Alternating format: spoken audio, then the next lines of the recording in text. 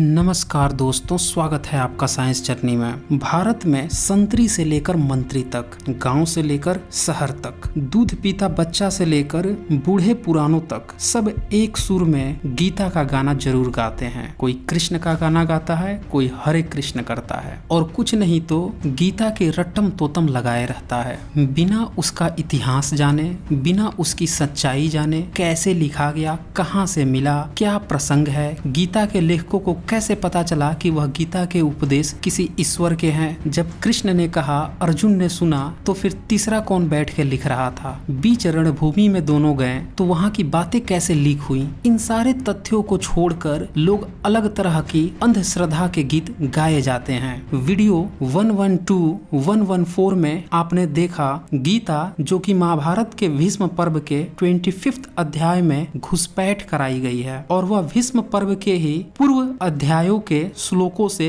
Match नहीं होती, बिल्कुल विसंगत हो जाती है। ऐसा लगता है कि हंसुए की शादी चल रही थी, अब खुरपी के गीत गाने लगे हों। नतीजा यह होता है कि महाभारत का लेखक अलग ही सुर में गा रहा होता है और गीता आकर अचानक से ढपली बजाने लगती है। कुल मिलाकर दोनों बुरी तरह से एक दूसरे के ही पोल खोल देते हैं। आज की वीडियो देखने के बाद गीता पर अंधश्रद्धा रखने वालों को बहुत बड़ा झटका लगने वाला है, क्योंकि गीता का अस्तित्व ही संजय और धृतराष्ट्र के संवाद पे टिका हुआ है और वह संवाद का कारण भी संजय को मिली दिव्य दृष्टि का होना है। और इस वीडियो में मैं इसी दिव्य दृष्टि की खाल खींचने वाला हूँ। वीडियो अंतिम तक देखिएगा ताकि आप संजय को मिली दिव्य दृष्टि की घालमेल को जड़ सहित समझ सके। श्रीमद् भागवत गीता के अध्याय 18 में 75वें श्लोक में लिखा है, श्री व्यास जी की कृपा से दिव्य दृष्टि पाकर मैंने इस परम गोपनीय योग को अर्जुन के प्रति कहते हुए स्वयं योगेश्वर भगवान श्री कृष्ण से प्रत्यक्ष सुना है। मैं यहाँ आपको बता दूं, गीता के लेखक के अनुसार संजय यह खुद बता रहे हैं उनको दिव्य दृष्टि मिली हुई है, जिससे वह रणभूमि के बीच में श्री कृष्ण और अर्जुन के बीच का संवाद सुन पा रहे हैं। यहाँ पे मैं जानकारी के लिए बता दूं कि इस वीडियो में मैं 3 तरह के रेफरेंस प्रस्तुत करूंगा। नंबर 1 रेफरेंस श्रीमद् भागवत गीता का है, जो कि गीता प्रेस से छपा है। रेफरेंस 2 श्रीमद् भागवत गीता है, जो कि विश्व बुक से छपा है और इसके लेखक हैं डॉक्टर सुरेंद्र कुमार शर्मा अज्ञात। और तीसरा रेफरेंस मैंने महाभारत का लिया है, जो कि डिजिटल कॉपी है और उसके लेखक और संपादक हैं श्री राम स्वरूप शर्मा। अब ये जो गीता की हम बात कर रहे थे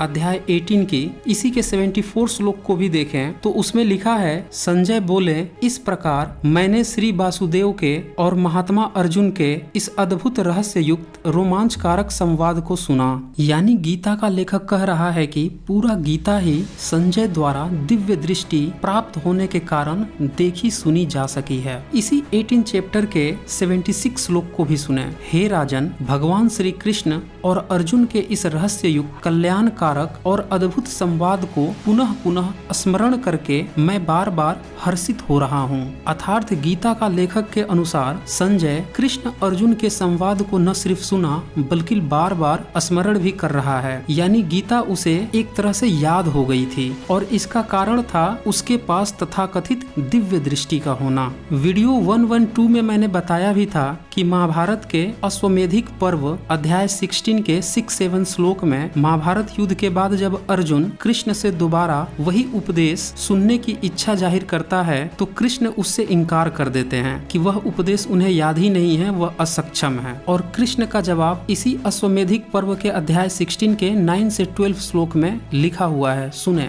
मैंने तो तुझे गुप्त व सनातन ज्ञान सुनाया था, वह ज्ञान आज मुझे सारा फिर से याद आना संभव नहीं, अतः वह ज्ञान मैं पूरी तरह फिर से नहीं कह सकता, मैं वह ज्ञान पूरी तरह फिर से कहने में असमर्थ हूँ। यानी जिसने उपदेश सुनाया था कृष्ण ने, वह भी असक्षम था दोबारा सुनाने में, और जिसने सुना था यानी अर्जुन, वो भी भूल चुका था, वह भी असक्षम था उसे याद करने में। अर्थात गीता आज जो आपको परोसी गई है उसका पूरा का पूरा जिम्मा अब सिर्फ और सिर्फ इस तथाकथित दिव्य दृष्टि पर टिक जाता है। अगर दिव्य दृष्टि का ही भंडा फूट जाए तो फिर गीता का अस्तित्व ही खतरे में आ जाए। और ऐसा इसलिए है क्योंकि जब आप इस गीता को, जिसे कि श्रीमद् भागवत गीता भी कहा जाता है, उसे जब आप खोलते हैं तो आप पाएंगे कि अध्याय 1 के पहले श्लोक से लेकर गीता के आखिरी चैप्टर के अंतिम श्लोक तक संजय और धृतराष्ट्र के बीच के ही संवाद को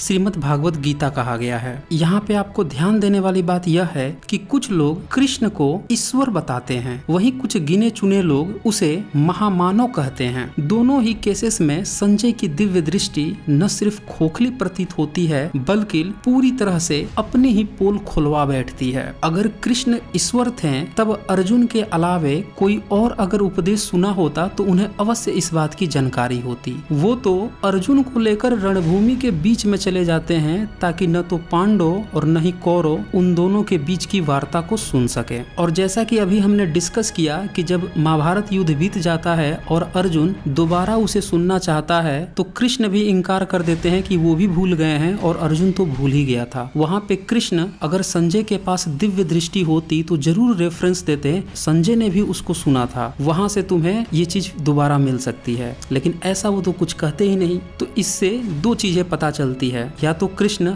ईश्वर ही नहीं थे या फिर दिव्य दृष्टि ही नहीं थी। और जब कृष्ण ईश्वर ही नहीं थे यानी कि महामानव थे तो उस केस में दिव्य दृष्टि की बात होना और भी ज्यादा मूर्खतापूर्ण हो जाता है, क्योंकि उस केस में दिव्य दृष्टि होने का मतलब है संजय का दूरदर्शन की तरह हो जाना। यानी कि जहां लड़ाई हो रही थी वहां पे internet, satellite connection, receiver, transmission, communication system establish होना और उसी का दूसरा सिरा, चाहे वह वायर्ड हो या वायरलेस, संजय के पास होना। लेकिन ऐसा तो कोई सिस्टम उस समय था नहीं। अभी आपने कुछ साल पहले सुना होगा पूर्वी भारत के एक राज्य में जब वहां से कम्युनिस्ट सरकार हटी और वहां पे दक्षिणपंथी एक राजनेता मुख्यमंत्री बने। मुख्यमंत्री बनते ही उनने बिल्कुल ही एक अंधश्रद्धा वाला स्पीच दिया। उसमें उनने कहा संजय ने जो रणभूमि की बातें सुनी थी इसका मतलब कि उस समय इंटरनेट था, सैटेलाइट थे। इस तरह की फालतू और फलूदे वाली बातें उनने की थी जो कि पूरी तरह से अनसाइंटिफिक है और असंवैधानिक बात थी। इस कारण से वह बुरी तरह से ट्रोल भी हुए थे। और अक्सर इस तरह की बातें दक्षिणपंथी लोग जानबूझकर करते रहते हैं और बुरी तरह से ट्रोल भी होते हैं। तो कुल मिला के अगर उस समय इस तरह की बातें होती तो कौरव और पांडव की सेनाएं घोड़े और हाथियों पर बैठकर तलवार भाले और तीर धनुष से लड़ाई न करते, बल्कि अगर सैटेलाइट होता, मिसाइल होते, विमान होते तो जरूर वो टैंक और तोप भी बना लेते, बंदूक भी बना लेते। यानी कि कुल मिला के कृष्ण अगर महामानव है तो उस केस में संजय भी इंसान है और दिव्य दृष्टि की बात वहां भी पूरी तरह से गपोड़बाजी साबित होती है। तो अब एक नया सवाल खड़ा हो जाता है, अगर संजय के पास दिव्य दृष्टि नहीं थी तो फिर वह धृतराष्ट्र को कहां से कहानियां सुना रहा था, कैसे वो घटनाओं को देख लेता था। महाभारत का लेखक गीता के लेखक के जस्ट उल्टी बातें करने लगता है। वह कहता है कि नहीं, संजय तो खुद ही जाता था और खबरें लेकर आता था और वही खबर सुनाता था। अब ये मैं अपने तरफ से नहीं कह रहा हूँ, महाभारत में ये बात लिखी हुई है। भीष्म पर्व के 13वें अध्याय के 1 और 2 श्लोक में लिखा है, भरत नंदन तदंतर एक दिन की बात है कि भूत, वर्तमान और भविष्य के ज्ञाता एवं सब घटनाओं को प्रत्यक्ष देखने वाले गवलगण के पुत्र संजय ने युद्धभूमि से लौटकर सहसा चिंतामग्न धृतराष्ट्र के पास जाकर वह अत्यंत दुखी होकर पितामह भीष्म के युद्धभूमि में मारे जाने का समाचार बताया। तो यहाँ पे देखिए 10 दिन बीत जाता है घटना को और उसके बाद की बात वो बता रहे हैं। यानी कि संजय रणभूमि में जाता था और इससे यह भी साबित होता है कि गीता का लेखक कोई और है, महाभारत का लेखक कोई और है, दोनों अलग राग अलाप रहे हैं। अब जैसा कि वीडियो 114 में भी हम देख चुके हैं कि गीता का लेखक और महाभारत का लेखक एक दूसरे के उलट बात, विसंगत बातें करते हैं। गीता के लेखक ने दिव्य दृष्टि की बात